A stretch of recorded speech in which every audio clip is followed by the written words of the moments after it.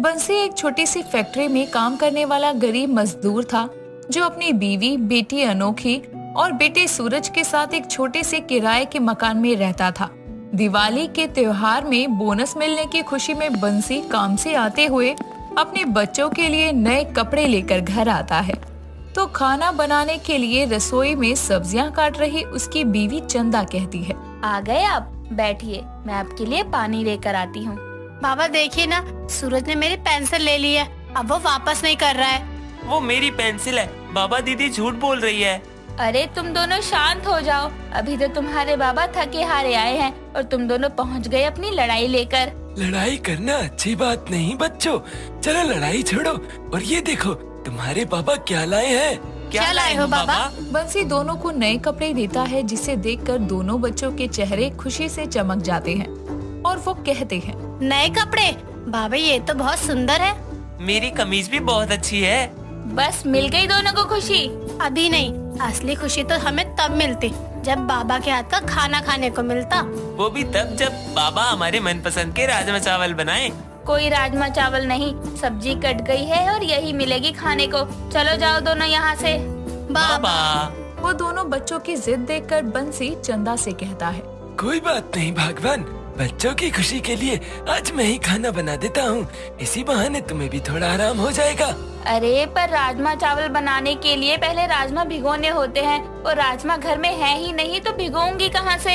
हाँ ये भी है बच्चों, आज तो राजमा चावल नहीं बन पाएंगे, इसलिए कल तुम लोगों को मेरे हाथ के राजमा चावल खाने को मिलेंगे। पक्का ना बाबा? हाँ हाँ पक्का। अगले दिन बंसी बच्चों से किया अपना वादा निभाता है और खुद से राजमा चावल बनाकर अपने परिवार को खिलाता है, जिसे खाकर उसकी बेटी कहती है, बाबा आपके हाथों में कौन सा जादू है जो माँ के हाथों में भी नहीं है? आपसे अच्छा राजमा चावल तो माँ भी नहीं बनाती है। ये तो सही कहा आपकी बेटी ने। मैं भी कितनी कोशिश करती हूँ लेकिन आपके बनाए राजमा चावल जैसा स्वाद मेरे बनाने पर आता ही नहीं है। ऐसा कुछ नहीं है, एक यही चीज है जो मैंने मेरी अम्मा से बनाना सीखी थी। बाबा आप भी खाइए ना हमारे साथ। तुम लोगों को खाते देख मेरा पेट तो ऐसे ही भर जाता है, तुम खाओ। ऐसे ही गरीब बंसी की जिंदगी अपने छोटे से परिवार के साथ हंसी खुशी कट रही थी कि एक रोज फैक्ट्री में मजदूरों की एक जगह भीड़ को इकट्ठा देखकर बाकी लोगों से वो पूछ ही रहा था कि तभी फैक्ट्री का मैनेजर आकर सभी मजदूरों को फैक्ट्री बंद होने की खबर देता है। ये सुनकर सभी मजदूरों के साथ साथ बंसी के पैरों तले भी जमीन खिसक जाती है। शाम के समय वो निराश होकर घर आता है और अपनी पत्नी को ये बुरी खबर देता है। ये सुनकर चंदा परेशानी में कहती है, हे भगवान, ये कैसा अनर्थ हो गया? वो लोग फैक्ट्री को ऐसे कैसे बंद कर सकते हैं? हमारी रोजी रोटी का एक वही तो साधन है। वही तो चंदा, नौकरी चली गई, ऐसा लग रहा है सर से किसी का साया उठ गया हो। बच्चों की पढ़ाई, घर का किराया, खाना पीना, इन सब खर्चे का इंतजाम कैसे होगा कुछ समझ नहीं आ रहा। देखिए आप ऐसे हिम्मत मत हारिए, भगवान ने एक रास्ता बंद किया है तो दूसरा कोई ना कोई रास्ता मिल ही जाएगा। चंदा बंसी को दिलासा दे तो रही थी लेकिन उसे खुद भी समझ नहीं आ रहा था कि अब घर का खर्च कैसे चलेगा, पैसा कहाँ से आएगा और कैसे आएगा। अगले ही दिन से बंसी नौकरी की तलाश में निकल जाता है लेकिन पढ़े लिखे ना होने के कारण उसे कोई काम नहीं मिलता। कुछ दिन ऐसे ही गुजरते हैं। उसके बाद घर में खाने की दिक्कत, पैसों की किल्लत होने लगी थी। साथ ही मकान मालिक भी किराया लेने के लिए बार बार घर आता।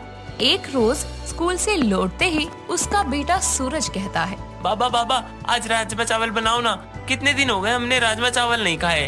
अरे नहीं बेटा, अभी राजमा चावल नहीं बना सकते। क्यों नहीं बना सकते? अब तो बाबा घर पर ही रहते हैं, काम पर भी नहीं जाते, तो फिर क्यों नहीं बना सकते? बनाओ ना। सूरज, जब माँ मना कर रही है तो जिद क्यों कर रहा है? चल यहाँ से। अनोखी सूरज को समझाकर ले जाती है। बच्चों की बात सुनकर बंसी को बुरा लगता है लेकिन तभी बंसी अपनी पत्नी से कहता है, चंदा क्यों ना मैं राजमा चावल बनाकर बेचने का काम ही कर लूं।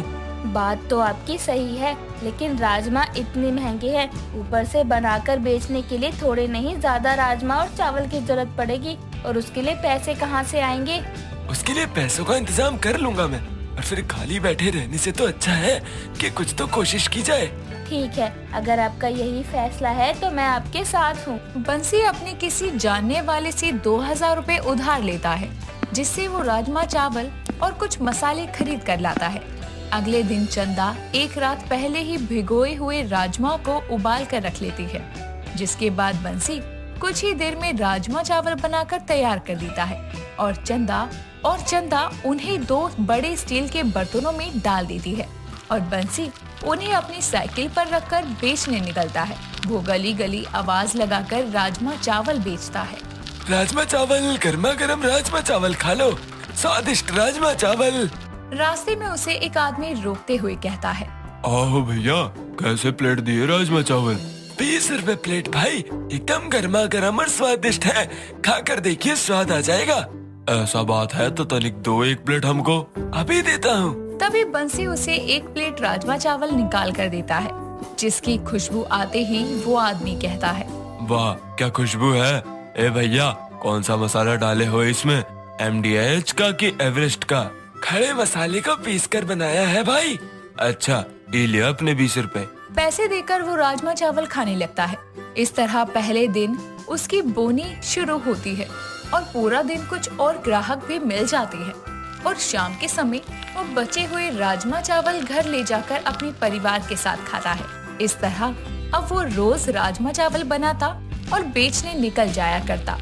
बीतते समय के साथ जब लोग उससे उसके बनाए स्वादिष्ट राजमा चावल लेकर खाने लगते हैं, तो वो रोज साइकिल छोड़कर बाजार में गरीब के राजमा चावल के नाम का ठेला लगा लेता है। एक रोज उसकी दुकान पर बहुत भीड़ लगी होती है। तभी एक औरत उससे कहती है, अरे गरीब के थोड़े राजमा चावल बचे हों तो 2 प्लेट मेरे लिए भी पैक कर दो। अरे शैलजा बहन, आप रुकिए, अभी देता हूँ। एक बात तो बताओ बंसी भैया, इतने स्वादिष्ट राजमा चावल बना कैसे लेते हो? देखिए शैलजा बहन, ये गरीब के राजमा चावल, ना तो इनमें कोई खास मसाले डालता हूँ मैं, ना ही बासमती चावल परोसता हूँ। बस अपनी अम्मा की बनाई विधि के अनुसार ही बनाता हूँ। अच्छा, तो ये बात है।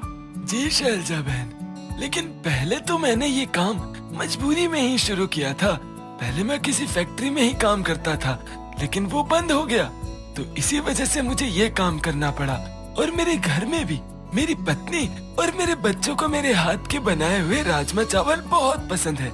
इसीलिए मैंने सोचा कि क्यों ना ये काम किया जाए, और अब यही मेरे परिवार की रोजी रोटी का साधन है। इतना कहकर बंसी शैलजा को 2 प्लेट राजमा चावल पैक करके देता है। वो पैसे देकर वहाँ से चली जाती है और इस तरह बंसी राजमा चावल बेचकर ही अपने और अपने परिवार का खर्चा संभालता है और अपनी जिंदगी में आगे बढ़ता है।